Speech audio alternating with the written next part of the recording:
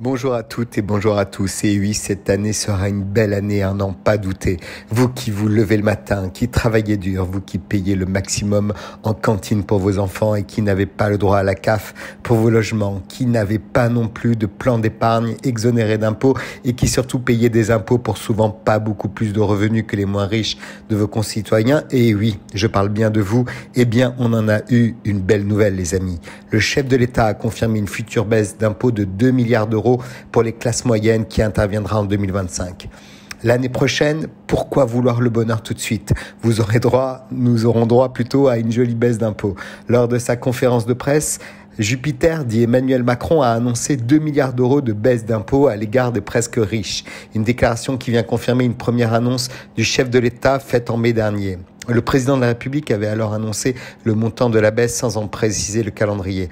On aura 2 milliards d'euros de baisse d'impôts sur nos compatriotes dans ces catégories en 2025, précise désormais sans ambiguïté le chef de l'exécutif. Le flou est donc désormais dissipé. Ouf, on en avait un peu peur, les regrets sont si vite arrivés.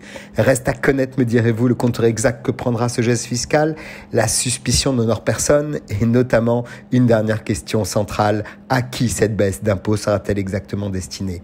Car pour l'heure, la définition des classes moyennes que veut chouchouter l'exécutif doit encore être pour le moins précisée. Si l'on s'en tient à celle de l'INSEE en 2021, les ménages ciblés pourraient être ceux dont le niveau de vie moyen est compris entre 21 980 et 31 000 euros.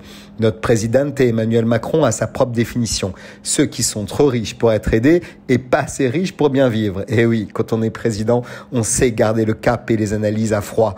On voit assez bien où se situe la limite inférieure, me direz-vous, ceux qui touchent des aides sociales. Mais pour la limite supérieure, on reste dans le brouillard. Selon le Grand Observatoire des inégalités, la population française se répartit en 3 grandes catégories. Dans le bas du manche figurent les ménages pauvres et modestes, dont les revenus se situent parmi les 30% les plus bas.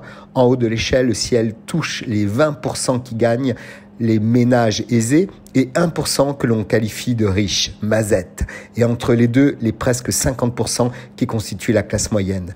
Un célibataire à compter de 2 800 euros par mois est un homme riche, par exemple. C'est tout dire quand on connaît le coût de la vie, par exemple, à Paris. Alors on peut se poser légitimement la question, comment verrons-nous passer ce beau message de paix et de richesse future ? 3 scénarios ont été identifiés, soit une baisse de l'impôt sur le revenu, soit une dégressivité plus douce de la prime d'activité ou encore une diminution des charges sociales. Quand on se remémore que la fin de la redevance télé avait provoqué quant à elle un trou de plus de 3 milliards d'euros dans les caisses de l'État au tout début du quinquennat pour un gain de seulement 138 euros par an pour chaque foyer, on se dit qu'entre les mots et la vraie vie, eh bien cela s'appelle juste la politique. Très belle semaine à tous.